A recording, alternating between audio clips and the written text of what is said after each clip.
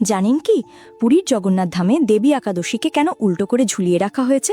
এর পিছনে আছে মহাপ্রসাদের এক অবিশ্বাস্য মাহাত্ম্য। যেখানে একাদশীর দিন ভাত জাতীয় জিনিস খাওয়া বারণ থাকে, সেখানে কেন পুরীর জগন্নাথ মন্দিরে এই দিনে বেশি করে ভাত খাওয়া হয়? বলা হয়, একবার সৃষ্টিকর্তা ব্রহ্মাদেব পুরীর জগন্নাথ মন্দিরে এসেছিলেন জগন্নাথ দেবের মহাপ্রসাদের স্বাদ নিতে। কিন্তু ততক্ষণে মহাপ্রসাদ শেষ হয়ে গেছিল। বাইরে একটা জায়গায় অল্প একটু ভাত পড়েছিল, যেটা একটা কুকুর চেটে চেটে খাচ্ছিল। ব্রহ্মাদেব মহাপ্রসাদ খাওয়ার জন্য এতটাই উতালা হয়ে পড়েছিলেন যে ওই কুকুরের সঙ্গে বসেই পড়ে থাকা ভাতগুলো উনি খাওয়া শুরু করেন। কিন্তু সেদিন ছিল একাদশী তিথি, তাই ওই সময় দেবী একাদশী ওখানে প্রকট হয়ে ব্রহ্মাদেবকে অপমান করেছিলেন।